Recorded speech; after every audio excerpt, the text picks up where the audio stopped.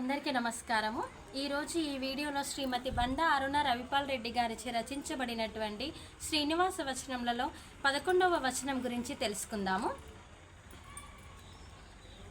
అరిషడ్వర్గముల జయింపగా ఆయుధముల అమర్చవో ఏల కలిగింతివి వ్యామోహ భావ ప్రేరణలు ఇలా అల్ప భావముల ప్రారబ్ధ కర్మ ఫలములు అనుగ్రహింపుము శ్రీనివాస. శ్రీనివాసుని స్మరిస్తూ ఏ విధంగా రచించడం జరిగిందో చూడండి.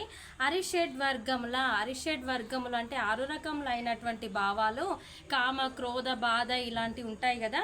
ఈ విధంగా 6 రకములైనటువంటి భావాలని జయించడానికి ఆయుధముల అమర్చవో, ఆ విధంగా వాటన్నింటినీ కూడా మనం జయించడం కోసము మనకు ఆయుధములను అమర్చమని చెప్పి శ్రీనివాసుని వేడుకుంటూ, ఏల కలిగింతువి వ్యామోహ భావ ప్రేరణలు, ఇలాంటి 6 రకాల భావాలు ఏవైతే ఉంటాయో అవి మన జీవితంలో ఏ విధంగా కలిగిస్తున్నావు దేవుడా అంటూ శ్రీనివాసుని స్మరిస్తూ, ఇలా అల్ప భావముల ప్రారబ్ధ కర్మ ఫలములు మనిషి జీవితంలో ఎవరికైనా సరే కర్మఫలములు అనేవి ఉంటాయి.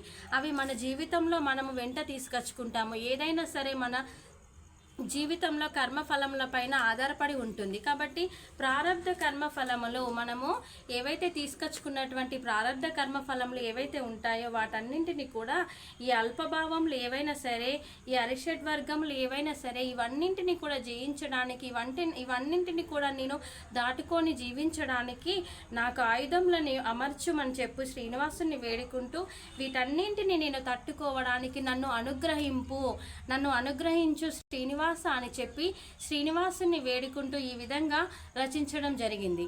ఓకే ఫ్రెండ్స్, ఈ వీడియో కనుక మీకు నచ్చినట్లయితే లైక్ చేయండి, షేర్ చేయండి. మా యొక్క సిగ్మా స్పిరిచువల్ సేవా ఛానల్ని సబ్స్క్రైబ్ చేయండి.